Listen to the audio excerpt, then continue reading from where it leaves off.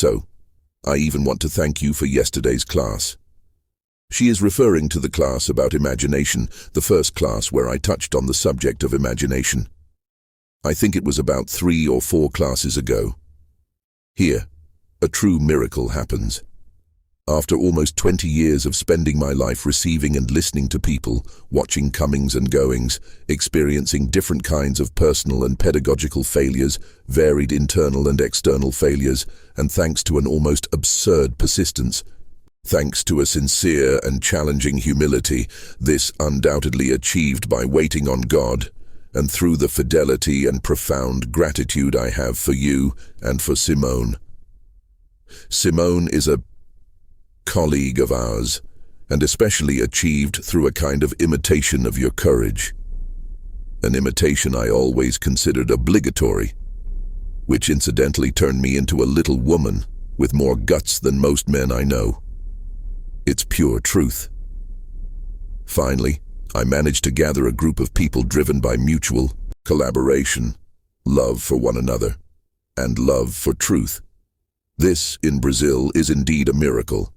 We are achieving that here too. This group of a few hundred people is united exclusively by these 3 principles. Let's continue. This week, I also had an enlightening experience. I had read François Mauriac's book, Le Nain des Vipères, The Knot of Vipers, and if I consulted the dictionary 2 or 3 times, it was a lot.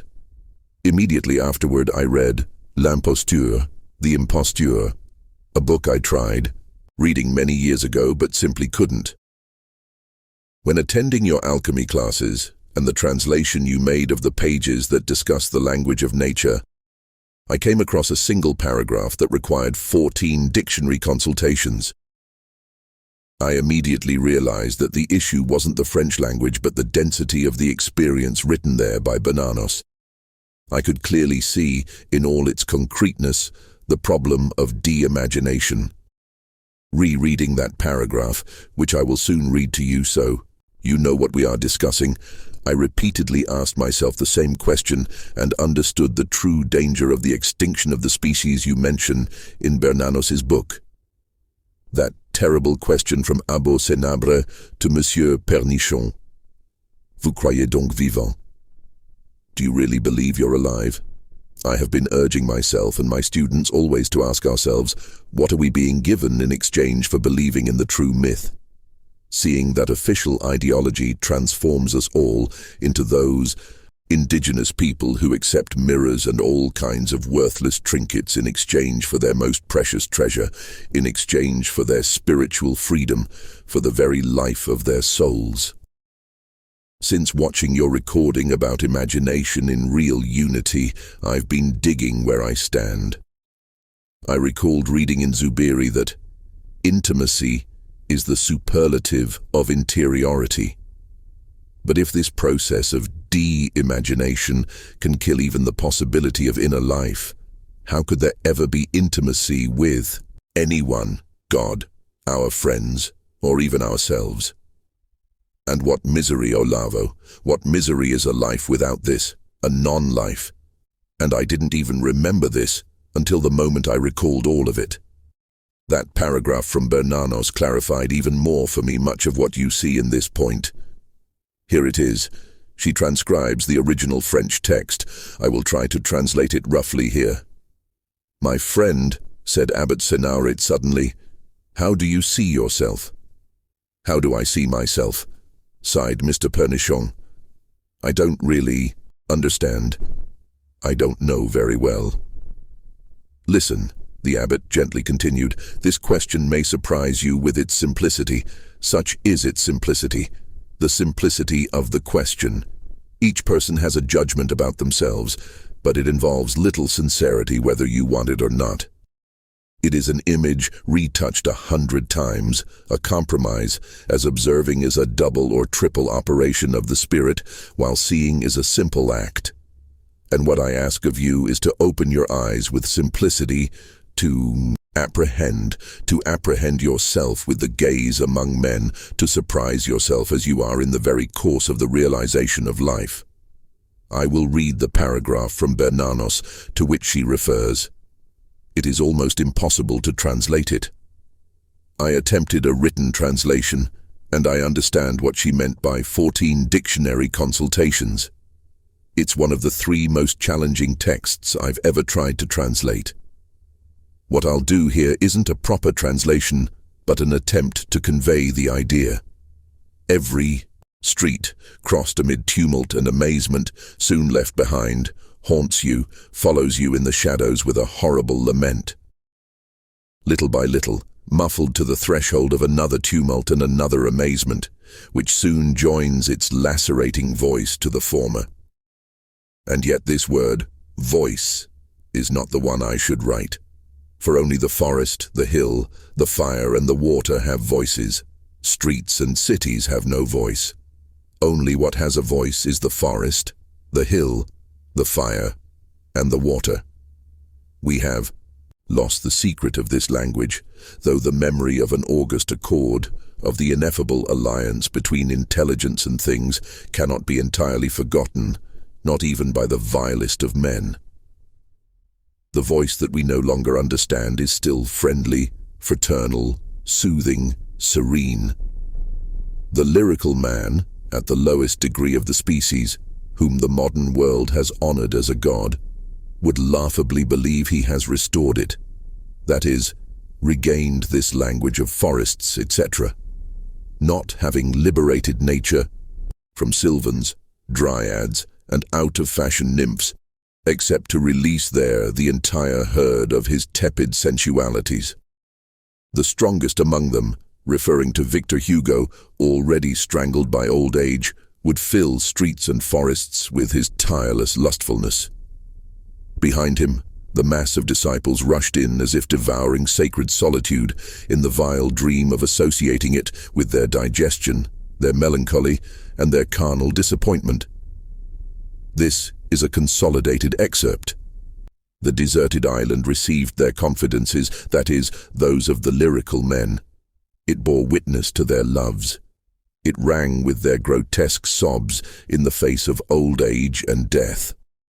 No meadow, shining with light and dew in the candor of dawn, where you don't find their traces, like sordid papers stuck to posts on a Monday morning.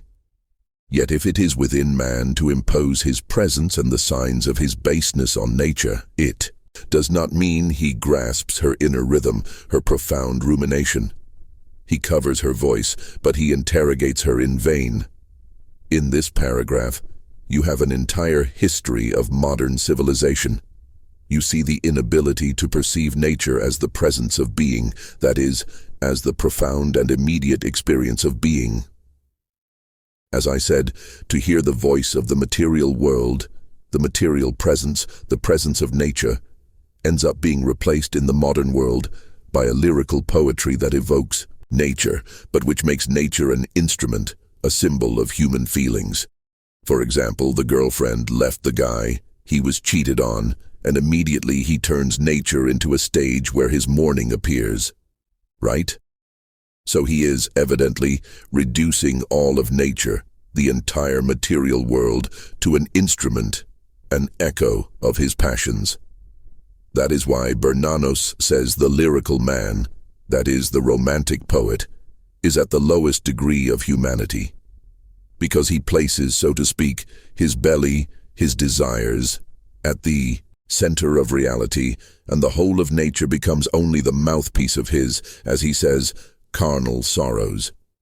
He accuses Victor Hugo of this, although Hugo isn't directly mentioned here. Every French child knows he's being referred to. This is indeed an inversion. If you study all romantic poetry, you will see that nature is always a kind of megaphone for human passions. Instead of hearing what nature is saying, instead of accepting the presence of being, on the contrary, you subjugate it. It becomes a channel, a conduit for expressing your passions, no matter how banal and idiotic they may be. This is one of the fiercest criticisms ever made of modern civilization. We have suppressed the presence of the material world and transformed it into, let's say, merely a stage for our passions. At the same time, Victor Hugo did this, Karl Marx presented his view of nature as raw material for human action. Marx claims to be a materialist, but material nature does not appear in his work other than as a stage for human historical action and as raw material for industry. What lies at the heart of his philosophy is human economic activity, of which nature is either a passive backdrop or raw material. In this view, nature becomes merely a function of human action. Take a look at the size of the universe. Look up at the stars, for example. Even with the naked eye, without knowing what lies beyond, you can see how vast it is. Now compare that with the totality of human action since humans have existed. How much of this universe have we altered? How much have we changed? We've altered a tiny fraction of the surface of a small planet. How then can the entirety of nature be merely raw material for us? How can it exist only to be transformed into something else by human action? This is the pinnacle of modern subjectivism, where humans see themselves as a kind of god, creating nature, etc. Later on, we encounter the anthropic principle, which I discussed in the last class. According to this principle, if the structure of the universe were different, there couldn't be life, and there couldn't specifically be beings like us. From this, some scientists conclude that the entire universe was built with humans as its central purpose. Up to this point, this theory coincides with what the Bible states, that God created the universe to place humans at its center and as masters of creation. But, as this theory excludes the element of God, humanity becomes not only the center of creation, but also the principle of creation itself. This means that until humanity appears, the universe doesn't truly exist. It exists in a potential state, but only when humans come to know it does it fully emerge.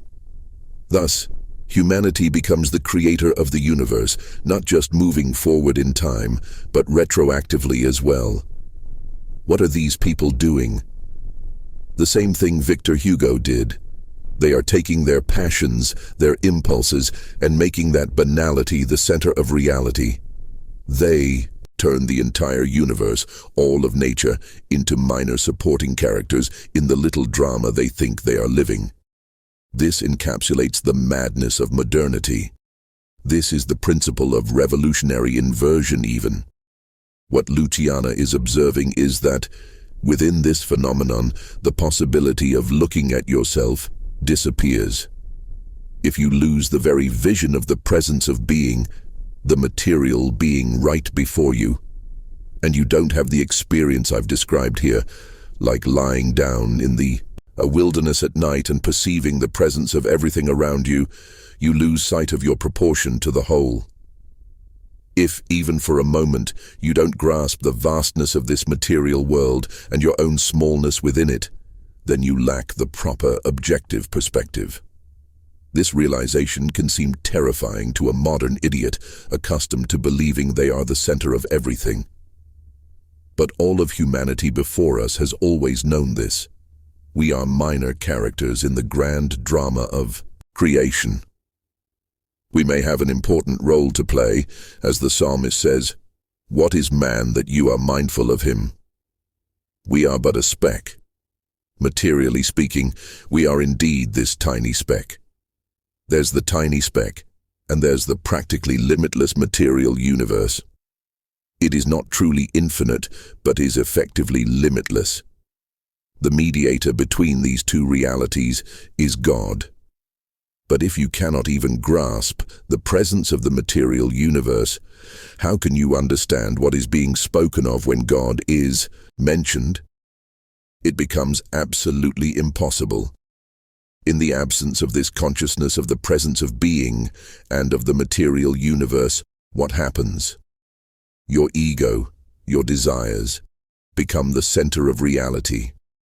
Automatically you become afraid to see the size of the universe and to feel its presence.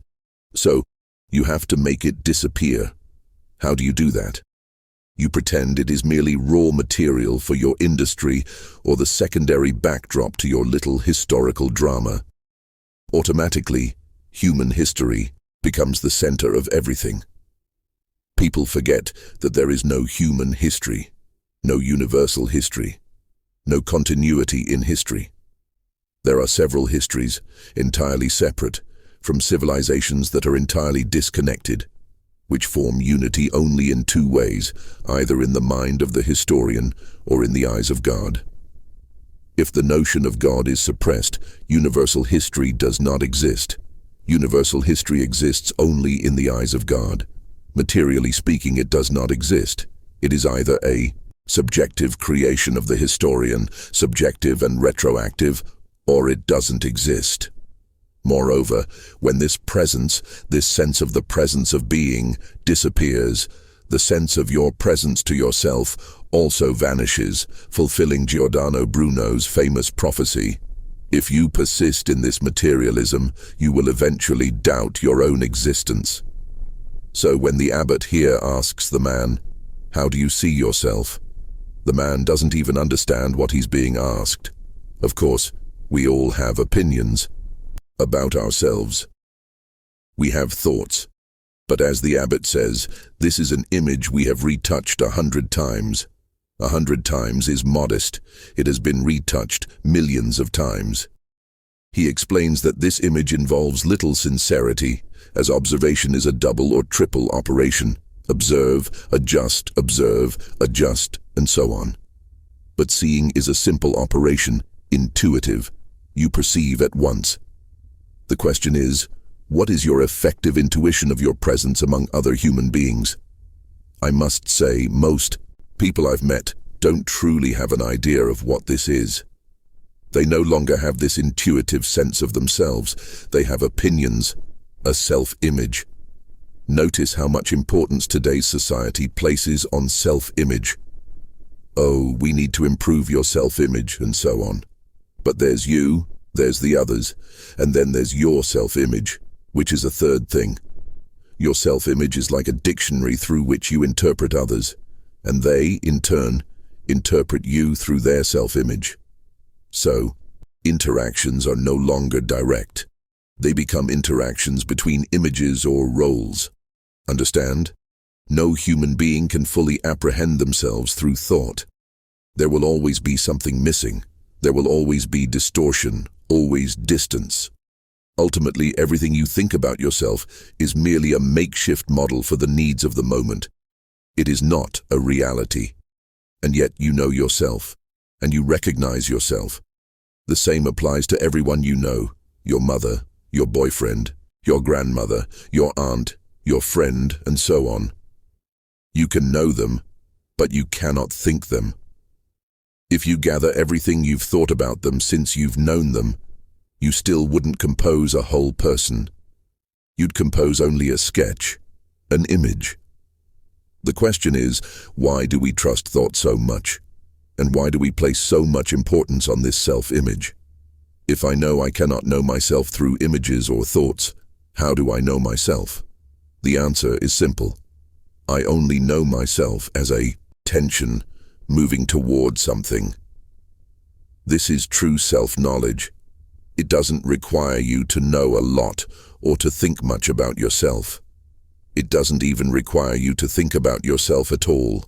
In fact, as you mature, you think less about yourself because you learn to accept the information that comes from the simple existential tension, from the presence of being, and from your presence before being. Regardless of what you think of yourself, you are something. You are a being. You exist. And this existence has consistency. It has substance, even if you know nothing about it. Take, for example, a person who is completely insane, who knows nothing about themselves. Even so, they are something, aren't they? Observing such a person, we often think of what they might have been capable of had they not been in that state. This potential is evidently present in them somehow, though not in their mind. So, there is what you are, and there is what you think about yourself. To think, you need to think through images constructed from analogies of things you've seen. This brings in the universe of your imagination. Then there's the universe of language learned from society. The patterns of imagination come from your experiences, places you've been, things you've seen, people you've encountered, and so on. From this, you create your imaginary dictionary. Language, likewise, is learned from society. These are the tools by which you can know something about yourself. But beneath everything you know lies what you truly are. Now I ask, the part that pertains not to knowing but to being, the part you really are, is it entirely ignorant? I say, there is what you are, and there is what you know. But is it possible that what you are knows nothing? That's impossible. It must know. In other words, there is a knowledge of yourself inherent in your very existence. And there is the knowledge you create through thoughts, which attempts to translate what you are, that which you consciously grasp about yourself. There is also what you think others think of you, and what you think of others. Clearly, the translation between these is highly imperfect. Still, we face this problem. What you are permanently. Although you may change over the course of your life, those changes occur according to an initial pattern, structure, or essence that remains constant and unchanging. You only experience changes that align with your essential way of being. For example, you may gain or lose weight, but you cannot become cubic. Likewise, you may become a better or worse person, but you cannot transform into a mosquito or a cockroach. The changes must be consistent with the structure of your being. What you are is a permanent structure that accommodates all the transformations, much like an algorithm. An algorithm is a sequence, the formula for a series of possible transformations. Your algorithm is permanent. It is there from birth until death. But your thoughts are not permanent. They are fleeting and evanescent. It is challenging to hold on to a single thought for more than 2 minutes. Gurdjieff said, if people could focus their attention on their thumb for 5 minutes, all their problems would be solved. Human attention is intermittent and transient. This creates a disparity between what you are and what you think, between what you are and what you believe you know about yourself. And yet, this part of you that is also knows, it just lacks language.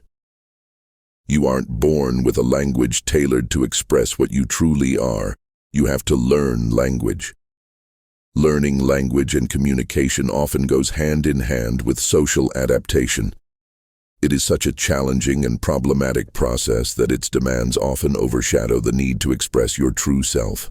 For example, to interact with others, you need a self-image.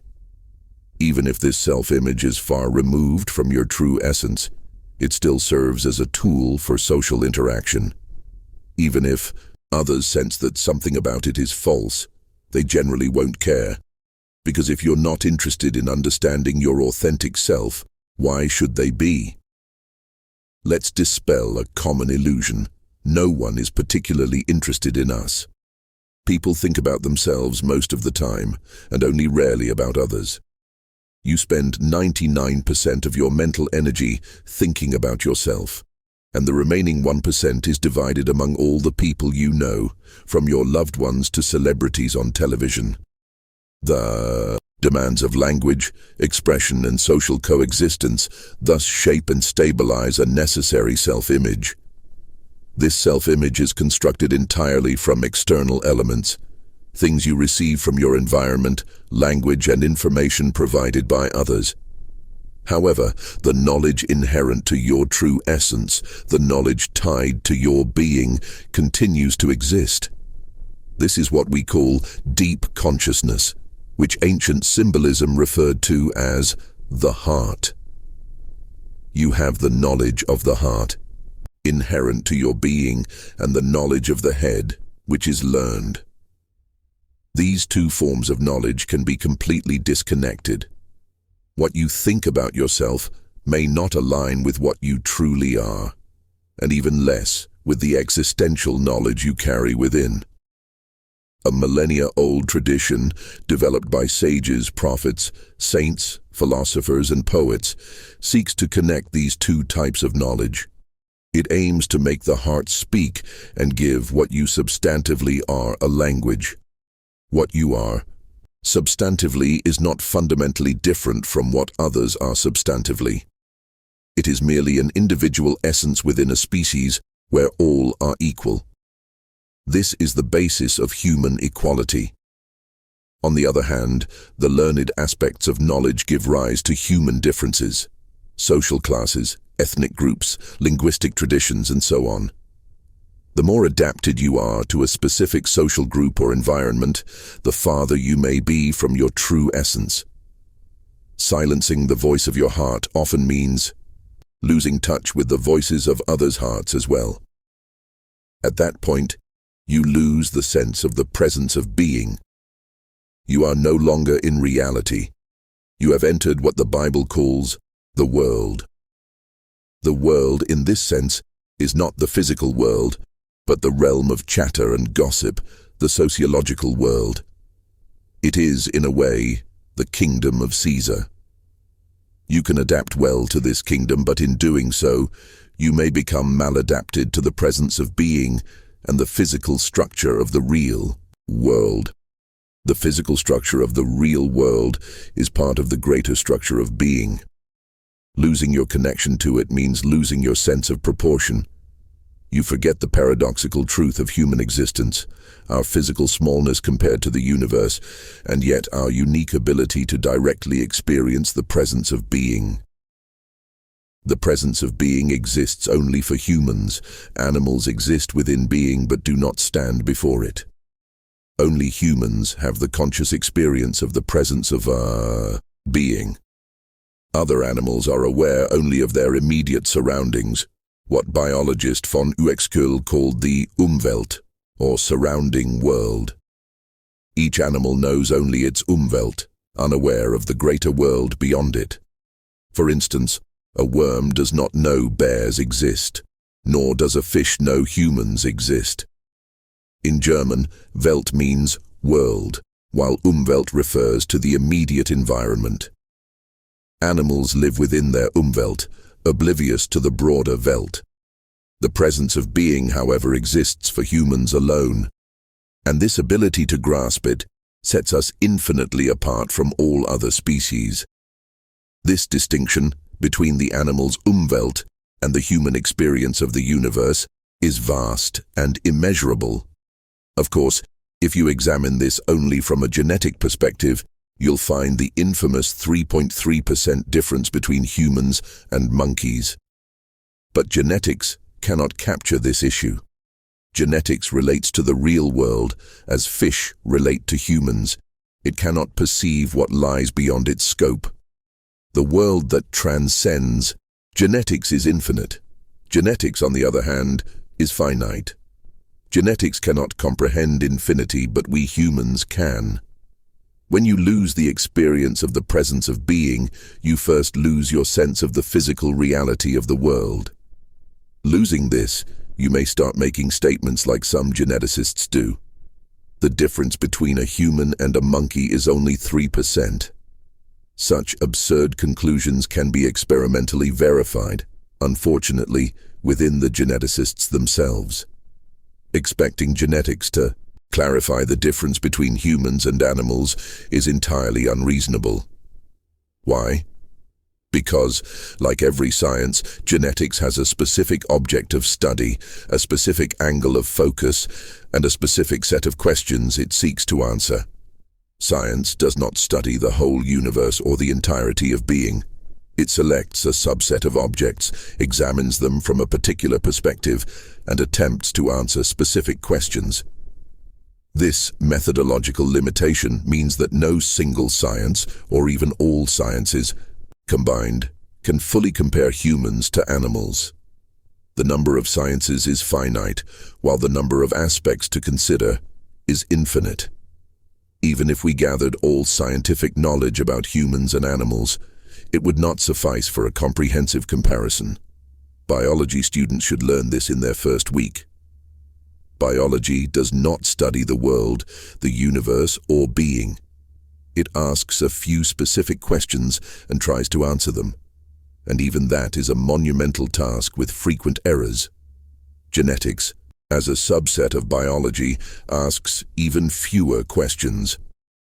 Whenever we mention science, we should place the term in quotation marks.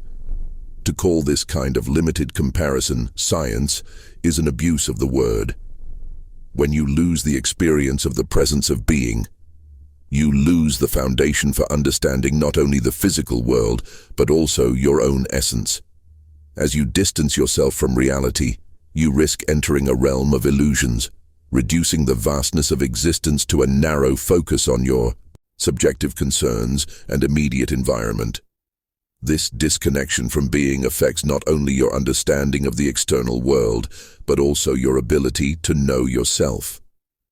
True self-knowledge involves bridging the gap between what you are substantively, your essence, and the image or narrative you create about yourself. Bringing these aspects into harmony requires an understanding that transcends mere intellect. It calls for a recognition of your place within the vast, interconnected structure of existence. This understanding has been the pursuit of sages, prophets, and thinkers throughout history. A quest to reconnect the heart's inherent knowledge with the intellect's learned constructs.